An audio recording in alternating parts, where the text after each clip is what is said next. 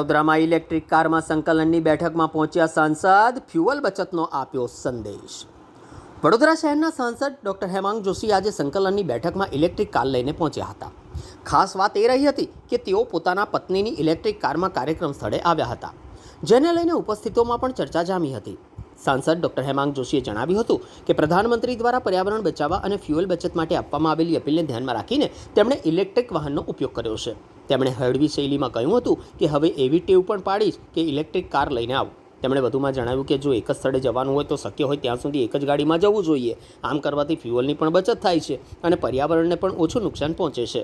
દેશભરમાં ઇલેક્ટ્રિક વાહનોના ઉપયોગને પ્રોત્સાહન આપવા પ્રયાસો થઈ રહ્યા છે, ત્યારે સાંસદ દ્વારા આપવામાં આવેલો આ સંદેશ લોકો માટે પણ પ્રેરણારૂપ બની રહ્યો છે।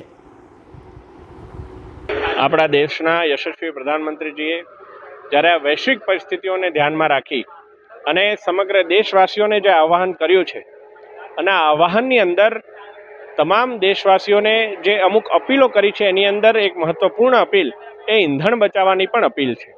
અને આ અપીલના અંતર્ગત જે એનર્જી સસ્ટેનેબલ જે ઓપ્શન્સ છે એને આપણે કઈ રીતે એક્સપ્લોર કરી શકાય એ માટેના આજે એક જે પહેલ છે એ મારા દ્વારા કરવામાં આવી છે। આજે જ્યારે મારા ધર્મપત્ની પાસે જ્યારે ઇલેક્ટ્રિક વ્હીકલ હોય અને તેઓને આજે એમના નોકરી અર્થે ના જવાનું હોય, આજે હું એમનું ઇલેક્ટ્રિક વ્હીકલ લઈને આવ્યો છું।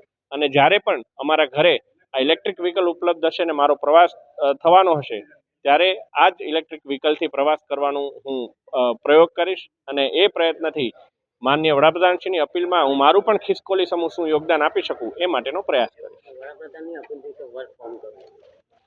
માનનીય મુખ્યમંત્રીશ્રીએ પણ આ અપીલને ધ્યાનમાં રાખી અને ગઈકાલે કેબિનેટની બેઠકની અંદર અમુક સૂચનો કર્યા છે। જે વિભાગોની અંદર વર્ક ફ્રોમ હોમ શક્ય બનશે ત્યાં જરૂર પડીએ એના માટે વિચારણા કરવામાં આવશે।